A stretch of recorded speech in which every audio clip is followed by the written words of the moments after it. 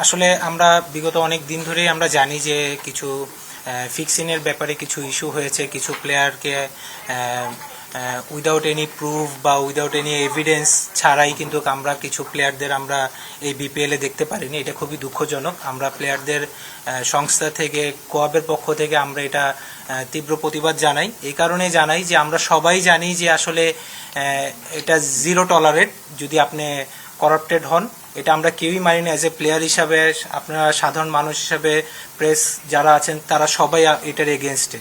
But এটাও তো আপনাকে দিতে হবে যে আসলে তারা কোন কারণে তারা দোষী হয়েছে, সেই সঠিক নিয়মটা এবং সঠিক প্রমাণটা কিন্তু এখন পর্যন্ত জনগণের সামনে বা আপনাদেরকে বা আমাদেরকে বা কারো কাছেই কিন্তু তারা দেয়নি।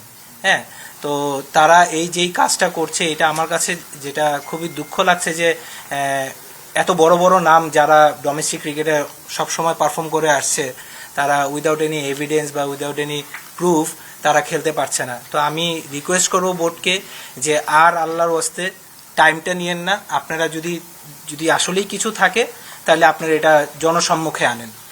ধন্যবাদ।